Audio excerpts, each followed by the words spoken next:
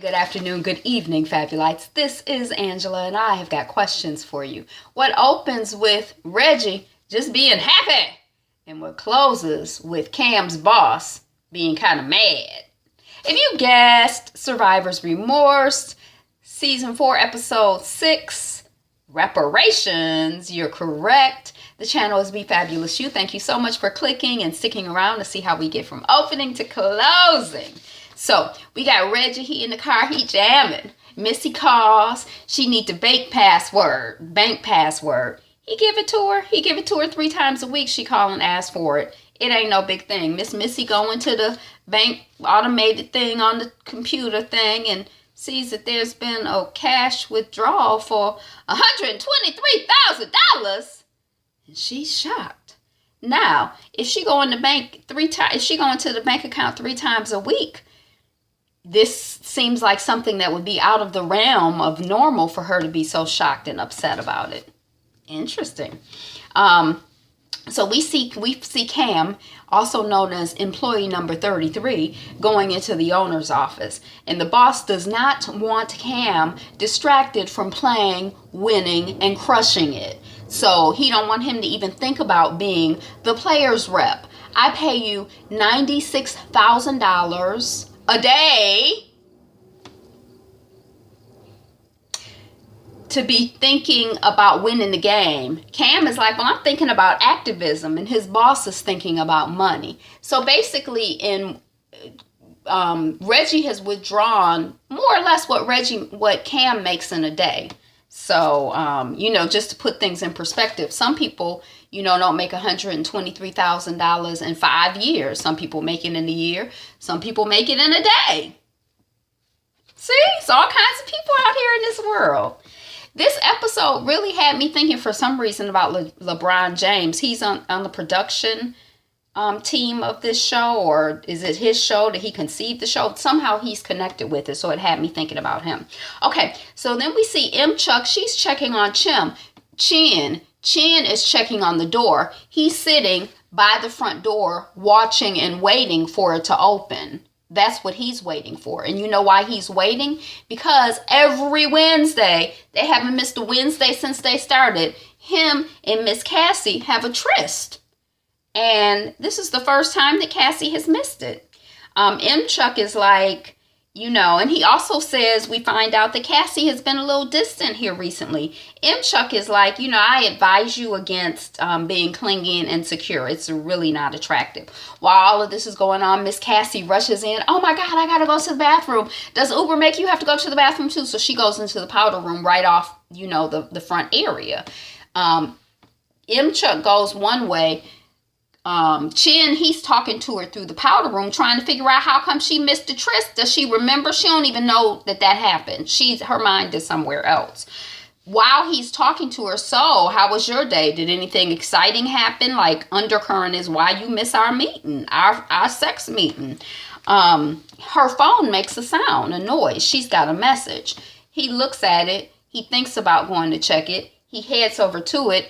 Chuck comes out. She like, man, don't check the phone. There's only 3 ways to ruin a relationship, and that's one of them. Don't check the phone. He checked the phone. He finds out that she's been making plans, texting back and forth with a Tom, and that they have some plans confirmed or something is going on with her and Tom. So Chin goes back to the bathroom. He's like, hey, baby, lie. I got a meeting in Midtown. Do you want me to wait for you to come out of the bathroom before I leave? And Cassie is like, no, this is a big job. I'm not going to be out for a minute. Bye, babe. She don't even know anything is going on. She's still in the potty. Then we see Reggie. He's coming into the home to Missy awaiting. Hey, baby, what's up? What's up? Missy is like $123,000. He like, oh, gonna bling with the big boys. Oh, gambling. Gambling with the big boys. You know how that goes. Sometimes you win, sometimes you lose. That time I lost real bad. Ha ha ha ha ha ha ha ha. Always building relationships, though, whether you win or you lose. It's that poker game, with Chin and this rich person and that rich person. That's how I hear things. And, hearing things, good things happen. Missy is like, you are not running with the big boys. with these guys, you are getting run over. What kind of wealth building plan starts with poker? See, she like me. And he like, Reggie is like, you got to get in, you got to build relationships, you learn stuff, and it leads to passive income. Our favorite words, passive income, we love. And Missy is like, he like, passive income. I'm not hiding anything from you. You check the bank account 3 times a week. What's up? She like, look, we have thrown our lots in together. What happens to you happens to me and vice versa. It would be irresponsible of me. This is not cool. He like, well, it's not really vice versa, is it, in terms of our lots being thrown in together? The prenup that your father made me sign. She like, what? Prenup? Heading up the stairs. I'll be back in a few days. Then we see Cam. He's being introduced to Mr. Jones by Reggie. Oh my God, Cam says to Mr. Jones, you're the greatest player. You did this, you did that. You crossed the color line. Every black player in the league stands on your shoulders, sir. Mr. Jones is like, cool, let's connect for lunch. I'll treat you. Reggie's like, I have Mr. Jones' contact information. Mr. Jones leaves. Cam is like, wow, I like being a part of something that started before I came and will continue after I'm gone. We see Cassie. She's asleep. Chin is the middle of the night. Chin is leaning over her talking about ding, bing, bing, bing, bing, bing, bing. She finally wake up. She like, what? He like, who is Tom? Quick, I saw the text. Who is Tom? And Cassie is like, you looked at my phone? Chin is like, it's not my finest hour. Who is Tom? Who is Tom? Who is Tom? Chin is following Cassie out of the room. She done put on her robe. She upset. She like, what? So she walking down the hall. They end up in the kitchen. Chuck, meanwhile, is in the kitchen eating apple butter or something. She's like, Tom is Father Tom. He's like, you're having an affair with Father Tom? She's like, no, I'm thinking about getting confirmed. I didn't get confirmation when I was 12 or 13 like most Catholic girls. And, I'm thinking about getting confirmed, so I'm talking about it. I'm thinking about it. He like, well, Chin is like, well, what brought up this religious conversion? And Cass is like, I don't know. And Chuck, philosophy student, religious student, therapy student that she is, not therapy, but she's studying the human mind and the workings. She like, this newly dredged up memories and conversation about the rape, and she's looking off and philosophizing. It probably explains this newly dredged up religiosity, and Chin is staring at Cassie. He don't know nothing about this rape.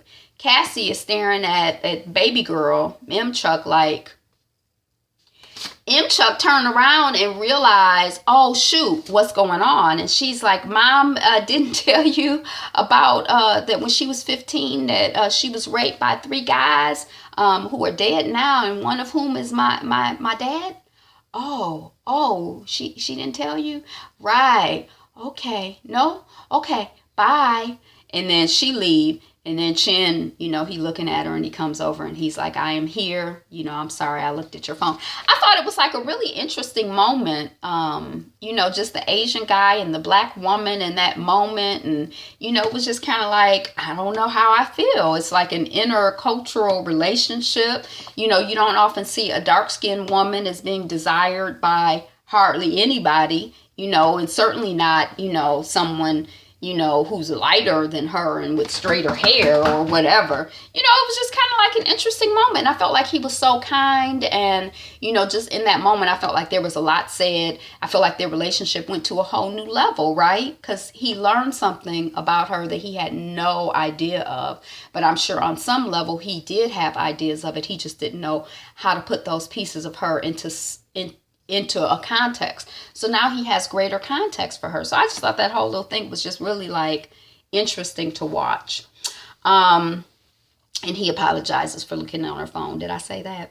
Okay, so then we see lunch with Cam and Mr. Jones. And Mr. Jones wants Cam to lead the charge to create income for unpensioned black players. The older players who never played for 3 years because of quotas, they don't have any pensions coming to them. Mr. Jones says he was lucky, some white guy helped him to get a job, but there are a lot of other people who were out there who could have had a career in the league, but there was a limit to how, I guess they're the school that I went to at one point, you know, they basically have one black person every 4 years. So that there might have been black people who came along in between those 4 years who might have been better candidates than all of the white people who were there, but you just couldn't. So you could have been a better player than some of the white people in the league, but they only had, you know, they had quotas for how many black people could be in the leagues. I guess it was one per team. I don't know what he said. But anyway, so they had this talent, but they didn't get a chance to make a career from that talent.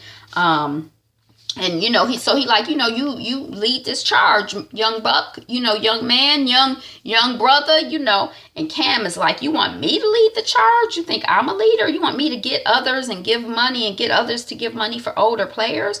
Woo! That's a big ask. And Mr. Jones says, oh, is that how it looks from up there? And Cam is like, up where? And Mr. Jones says, standing on my shoulders. And I said, oh, okay. So then we see that Reggie is not a fan of this whole help the retired black players out. He's like, you know, you don't pay reparations for your own people. You ain't the one that did the damage. A reparation is to repair something. You didn't jack it up. It's somebody else who jacked it up. That's who need to pay the reparations, not you. If you paying reparations, that's just giving a gift. You give too many gifts.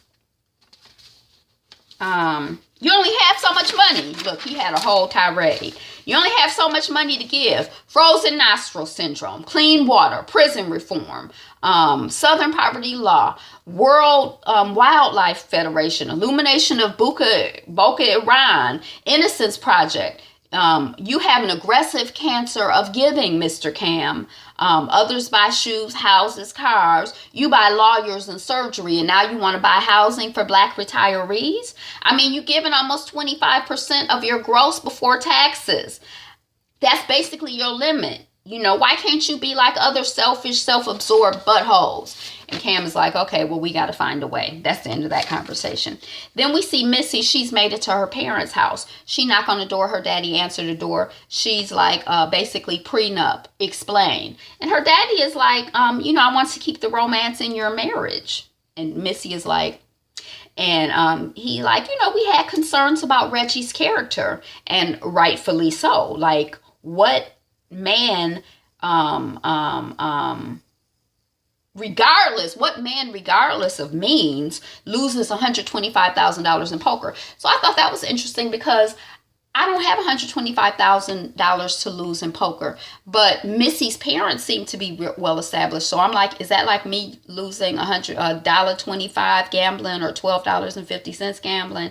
Because I mean, I could lose that and not think of it. Now, for me to lose $12,000 on something, or even $1,200 on something, I'm like, I'm not going to be gambling no $1,200, no $12,000. So I'm like, is that the, you know, and he's like, this wealthy black man is like, I don't care what your means are. Losing $125,000 on gambling is irresponsible. It's a sign of bad character. And Reggie has that character. I was concerned about his character, and it's been confirmed.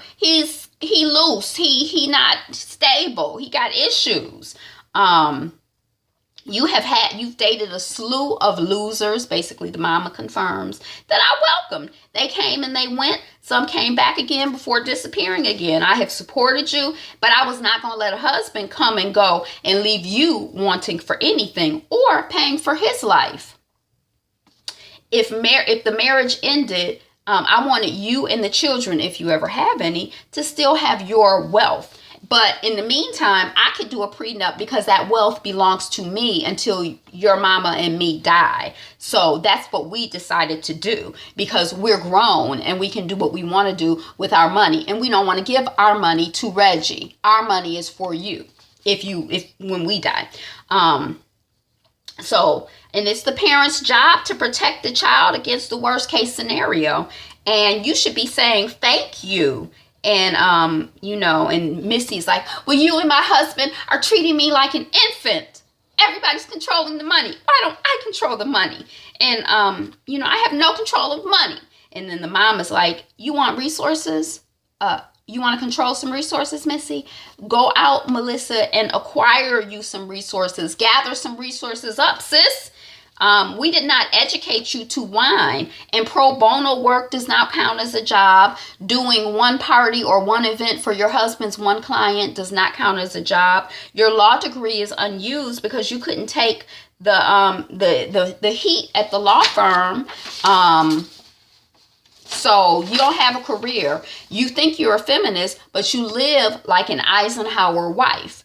You are the author of your story, Missy. If you don't like what's going on, write something new. So anyway, that's the end with her parents. Then we see, again, we're at the Cam's boss's office.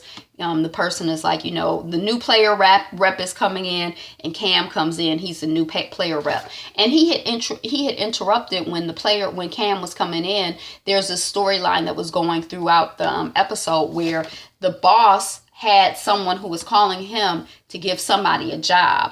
And the boss is like, oh, of course I'll give your sister's, niece's, nephew's, uncle's, son, best friend's boy a job. Just have him send me a resume. And then when he got the resume, he talking to the young man. He like, I'm assuming you want a job. Yeah, you want a job. But your resume doesn't look like you want a job. You have spelling errors. You have typos. You have misused words. You're not showing care and concern. It does not look like you want a job.